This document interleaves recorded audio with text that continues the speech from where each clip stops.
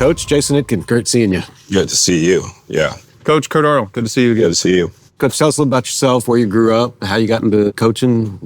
Yeah, Johnny Nansen. Obviously, I'm from Long Beach, California. That's where the relationship with Sark.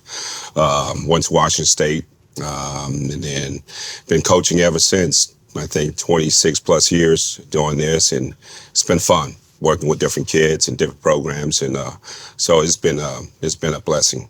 Yeah, did you play sports growing up? Yeah, I was football, basketball, volleyball, baseball.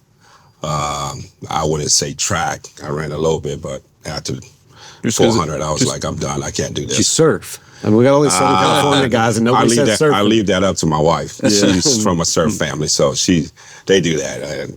You got to use different type of muscle for that one. Would you rather surf or paddle surf? I paddleboard now. Yeah. Yeah, so I used to have a paddleboard at Washington. We were at Washington, so I used to paddle to work. So that was fun. That's cool. So how'd you meet Coach Banks and Banks and CJ we were all teammates at Washington State. Both of those guys were transfers coming in. I was already there, and so I was a team captain my senior year, and there was juniors, and then I missed the Rose Bowl by a year. They were lucky enough to play. It's kind of crazy to think that now all of y'all, 20-some years later, are all coaching together. Yeah. Did you see that as a possibility when y'all were back at your 20-year-olds? My first job, Banks and I were together at Idaho State. We knew in the back of our minds we were going to be, sooner or later, we're going to be back together. Our styles are very similar to, the way we teach, the way we coach the game on the field. But Chris Jackson, I would have never thought. But when he called me and said he wanted to get into business, I said, hey, you sure? This is tough now. You don't have much of a life. And he was like, well, I'm committed. I want to get into it. I said, we got to find a way to get in. He went to the NFL route, and then we were able to bring him back here with Sark and Banks. So it's awesome to connect with the guys. So how'd you end up coming to Austin?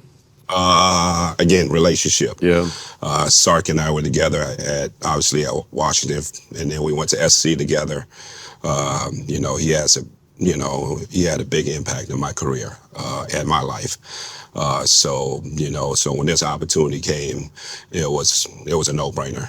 Where this program is going, I want to be part of it. Obviously, the history of Texas, that was a big draw, and not everybody get the opportunity to coach at Texas. So when this opportunity, man, it's a no-brainer. I was so fired up to be here.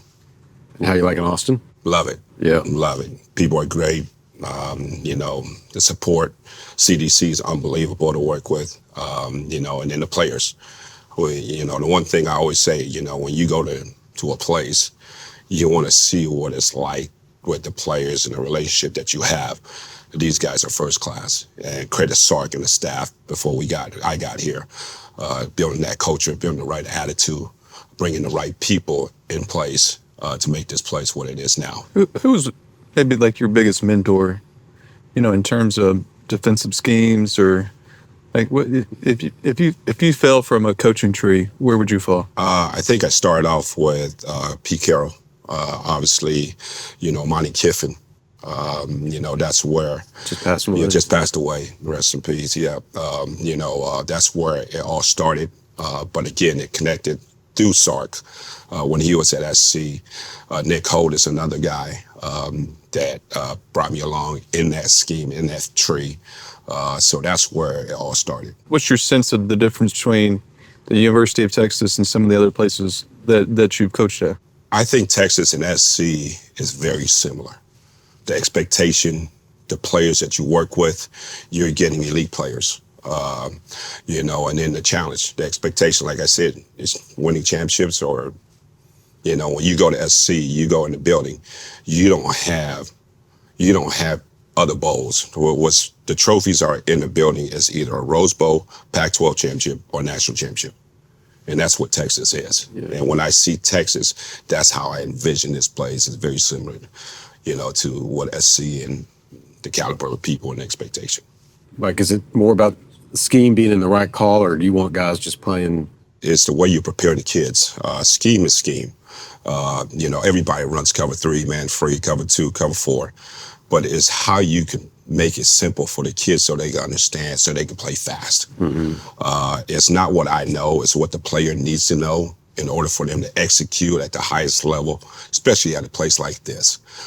We have so many talented players, but if you allow them to be free and play at a level that you need to be, you have to be simple, and you have to be a great teacher on the field and in the classroom so they can execute at that level that you need them to be. How do you guys get players enough reps or whatever it is so that you're learning a new technique, but you're able to execute it without thinking on Saturdays? I think Sark does a great job, and I haven't been, obviously this is the first time now we've been back, but he two-spot everything. So therefore, everybody's getting reps. You're getting 36 with the ones and threes, twos and fours. So everybody's getting the reps, and we're getting to really take a look at the kids who can play at that level. And if they're good at that, we're able to move them over with the ones to see how well they compete. I think that's the one thing that we do that nobody else does. How often, if at all, do you change schemes like week to week?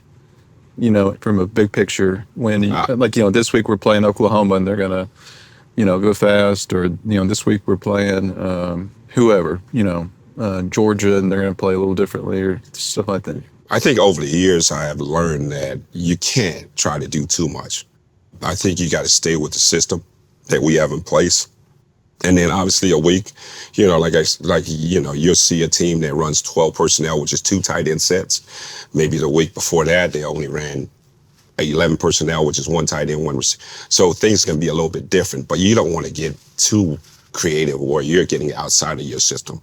You got to stay within the system, and then from there, you try to tweak a couple of things, but we don't get out of our system. So what's the challenge against the great offensive mind? The fun thing about it, give me the winner here. The fun thing about it is, and I don't think too many people understand how my career, and it got to this point, when we were at UW, I made a decision that people think I was crazy.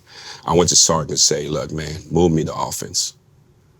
I want to learn, I want to get in your mind, because sooner or later I was going to come back to defense, which was going to prepare me to become a better coach.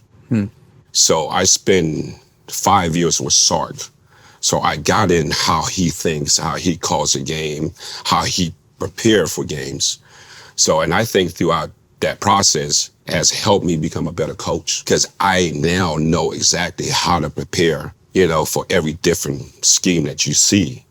You know what I mean? Back to your question, do you get out of your scheme? You never get out of your scheme. It's just how you're going to prepare the kids and see the different offenses and how they're going to try to defend certain things. I think that's the biggest thing that I have learned going against Sark, is I know how he thinks. So before they run the plays, I already know what we need to prepare our guys to look out for, because you know it's coming. It's interesting. In our business, we have to do that too. Like, I always try to think, how would Kurt come after this? So that I'm like, what's my worst case scenario?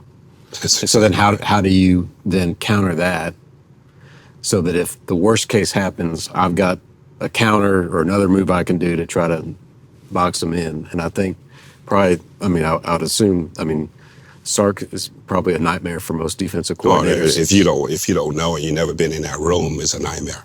Okay. You're exactly right. But if I know exactly how to defend you and how you think, I got a chance. You know what I mean? At least got a chance, because he's an unbelievable coach. What's the toughest type of offense to prepare for from your perspective? Stanford, the 22 personnel, because you don't see it anymore in college football. Michigan, tackle over, 2 tight end, fullback. Those are the ones that are hard, because you don't see it every single week. So you gotta have a plan before you get to that game. And then you got to look at your roster. Do we have enough tight ends and fullback to practice?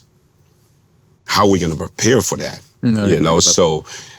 Some teams, and I had done this in the past, I know our offense don't run it in the spring, but I know what's coming. So I prepare for it in the spring. So I have some cut-ups to help our guys understand what we're trying to do. But those are the type of offense that give you, nightmares, and obviously the running quarterback, because you got to be accounted for. Could a real high level team, like with elite athletes, go and run like the wishbone or the option like they did 20 years ago and be successful today? I don't know who's going to want to go play there. Yeah. Everybody wants to, they want to showcase their skill. And and it's hard to find in recruiting now. It's hard to find fullbacks. It's hard to find extra tight ends. You know what I mean? So when you talk about personnel, because when you look at how the game has gone, 7-on-7 is all over. I mean, that's what kids want to play. You know what I mean? Kids ain't trying to hear about the options. Yeah. What option team I'm going to go play. They want to play. They want to play in the wide open, up tempo. Yeah. Explosive plays, things that look cool on TV. Do you guys manage substitution different when you play an up tempo team versus a team that huddles? There's no doubt. I mean, you have to. I think substitution has become a big part of your. It's like a scheme. Yeah. Not only it gives you more information as far as the coordinator is concerned, how we substitute, to try to match up with certain people.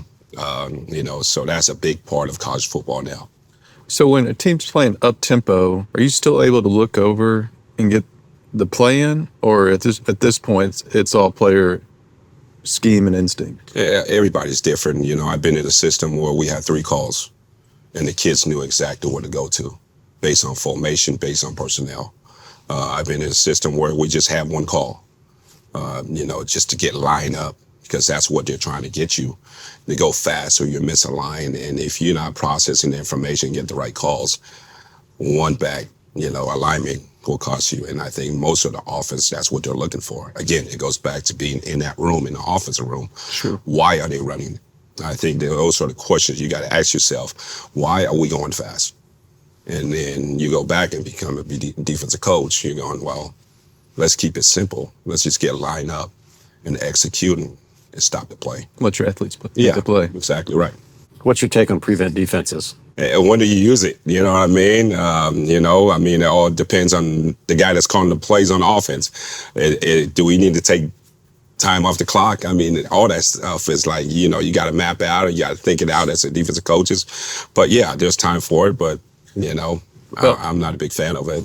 I know you've been doing this all your life, and Jason and I have never done it other than high school. But the 2 things I want you to take away is what I told Sark. It's up tempo, no prevent defense. That's